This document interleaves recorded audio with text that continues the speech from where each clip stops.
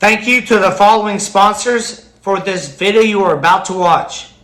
Kathy Ruhal of T-Town Treats, Kyle Willenberg of Willenberg's Reconditioning, McMahon Meats, Brent McMahon, Wessels, Dan and Jill Burke, Rep King Eye Care, Brian Rep King, Mers Hegan Air, Pat and Dustin Gebben, and finally, KJ Country 102.3, Dave Regan and Angela James of Premier Broadcasting.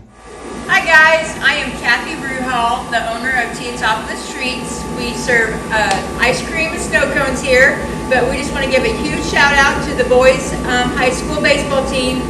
Good luck at state tournament and go Shoes! How's it going, everybody? My name is Kyle with Willenberg's Reconditioning. We're located here on Main Street, T-Town. We do automotive detailing, spraying and coating, and spraying bed liners. I'm just here to root the T-Town boys on at state. Good luck, guys. Let's go Shoes.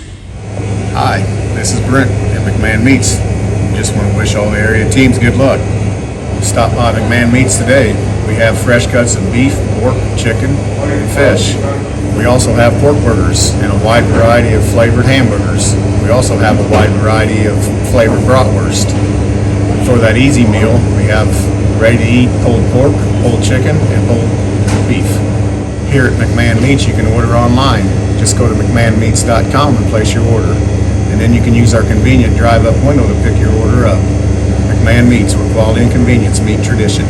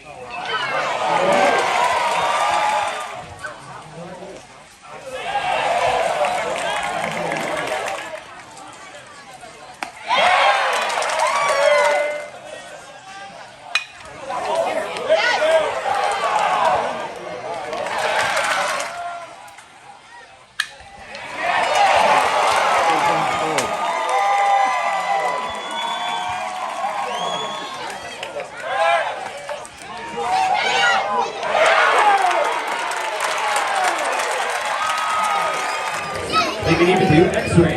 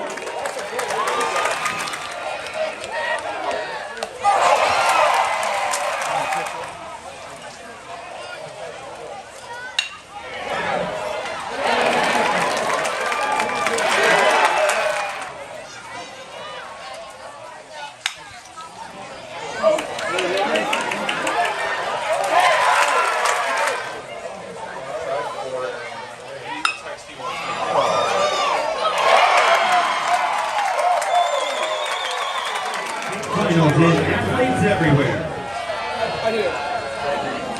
It's been a long way.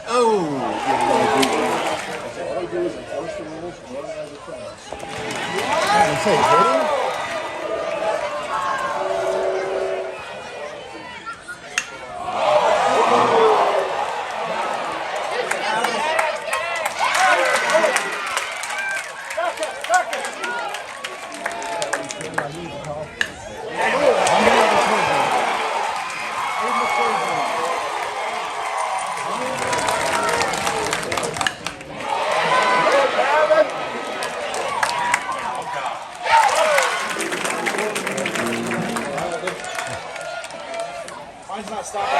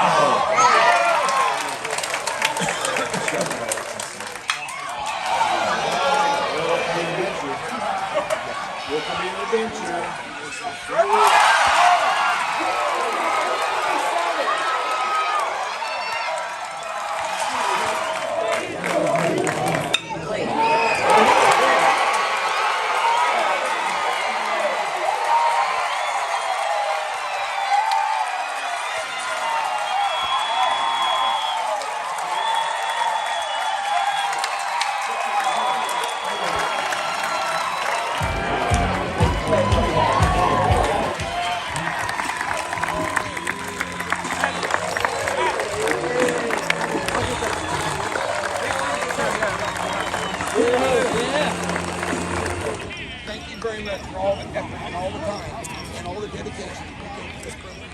Thank you guys. One last time, loud and proud. Shoes on three. I think it just got above the lights out there and hard to get a read on it.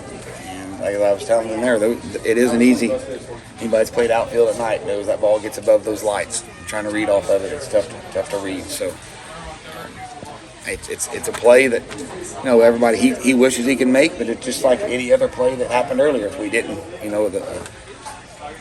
a missed at bat, a missed running opportunity, a missed ground ball, any of that. It just happens to be at the very end. So, Right. Hey, baseball happens. We feel bad for him, feel awful for him, but we have he's got teammates he can lean upon, and they're always going to support him. Oh, yeah, you could see that out there. Yes.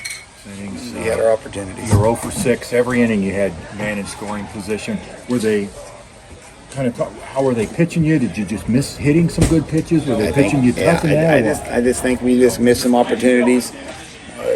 Had guys that they made good pitches when they needed it, and we just couldn't get a big hit whenever we needed. There a couple times when we had those guys in scoring position.